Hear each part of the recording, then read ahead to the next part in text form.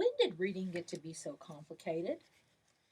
Some students have struggled all along, but many others began having problems in late middle and high school. Reading became a major effort of highlighters and post it notes, annotations, textbooks that weigh a ton, homework, and hours spent struggling over difficult text only to arrive in class the next day to say, I read it, but I didn't get it. Sound familiar? Or maybe you got discouraged even before that point and went on to something more productive. That's why you're here. You want to make your reading more effective by getting more out of the time that you spend reading. This course aims to help you to do that and more. But first, let's look at some truths about reading. The truth is, learning to read is a lot harder than most people think. It really is a miracle. Really. We humans are hardwired to learn how to speak. That's natural. But reading is not a natural process for us. It's very complicated, has a lot of moving pieces, and little things like perhaps hearing or a vision issue, interrupted school time, gaps in instruction, a personality conflict with the teacher, so on can derail your development as a reader.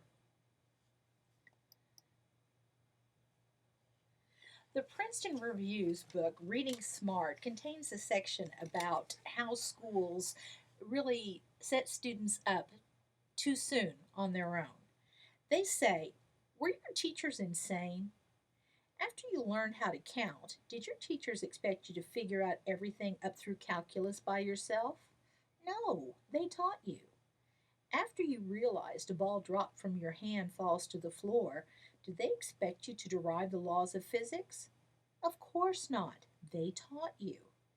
So why did they abandon you in reading? Frankly, it beats us.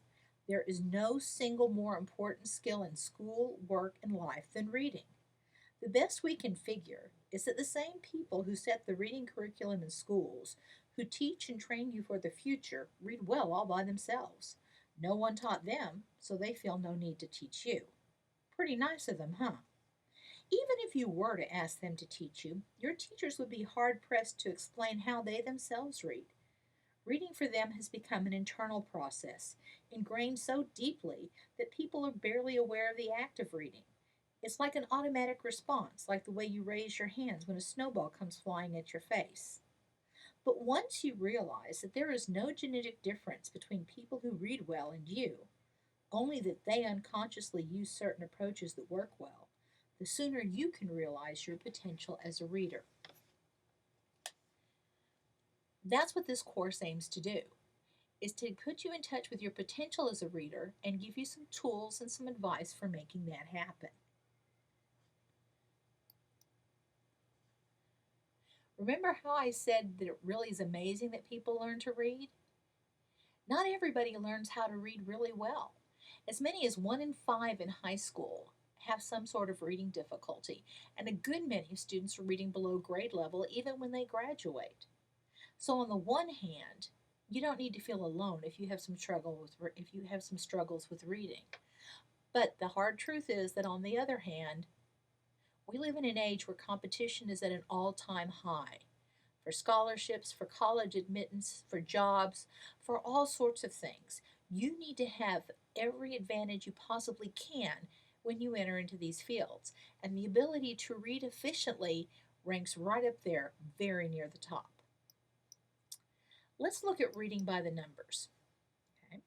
This refers to what the Princeton Review was saying about how, for example, with math, they didn't teach you how to count and then set you loose. In grades 1 through 3, we give a very strong emphasis on teaching kids how to read. There's a lot of work with letters and sounds and blends and how to attack words and how to put pieces together to make words. But starting in 4th grade, the idea is that now you know how to read, now you need to read to learn. And that's a bit of a cliche, but it really is pretty much true. Starting in 4th grade, students need to accumulate hours and hours of reading practice every year, reading increasingly complicated texts so that they will grow as readers and be able to handle the more difficult reading demands that they will face as they progress through schools. The second most important number is the score that you may have earned on your Gates McGinnity scores or your Nelson Denny scores. GE stands for a grade equivalent. And it's important to realize that your grade equivalent means that you scored as well as somebody in that particular grade at that particular point. For example, if you scored 10.8 on your vocabulary portion, well, that doesn't mean that we can ship you off to the end of 10th grade. It means you scored as well on that part of the test as somebody who was in the 10th grade at the 8th month. Now, if you were only in 8th grade, that's really great. If you were in 12th grade, not so much. Okay? These scores are kind of fuzzy, but they give us a good idea of how we stand in relationship to other students. Again, the competition. The third, and perhaps the most important number of all, is 1 million words is equivalent to 60 hours of reading, which is equivalent to 1 year's growth, which is equivalent to about 20 minutes a day, a school day of reading. If you read even more on weekends and on vacations, your growth can be even faster and farther. It is very important that you begin, if you're not already doing it, that you develop a daily reading habit.